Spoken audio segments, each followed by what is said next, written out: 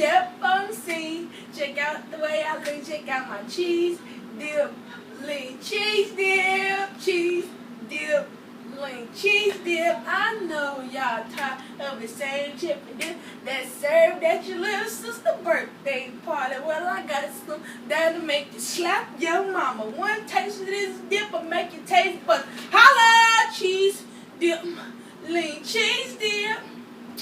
Cheese dip is not only a tasty quick meal, but it also gives you a great source of vitamins and calcium. Today I will tell you and also demonstrate how to make cheese dip, your ingredients that you need, and the finishing product.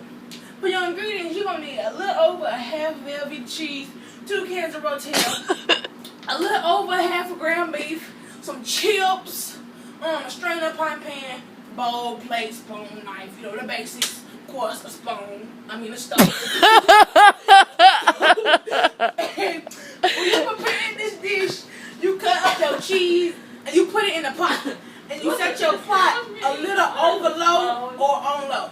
You add your cans of Rotel into the pot with the cheese and stir it regularly so that the cheese won't stick to your pot.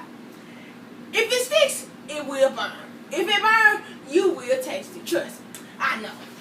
You put your ground beef in the skillet and cook it till it's brown and well done. When your meat is finished, you drain it in the sink.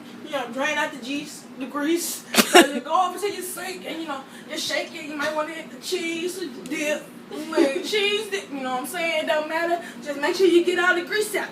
And then, after you have drained it, you dump it in the pot with the cheese and Rotel, but only if the cheese is ready and melted. If it's not, you can wait until it's melted. You can turn up the heat a little. You know what I'm saying? Turn it up, stir it, make it melt.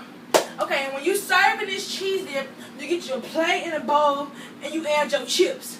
And you spoon your cheese dip over your chips. And you can serve this all types of ways. You can make it your own. You can get your chips, crunch the chips up, put them in a bowl, cheese dip, boom, eat it with a spoon. You can get you a variety of chips in one bowl. Spoon the cheese dip over there.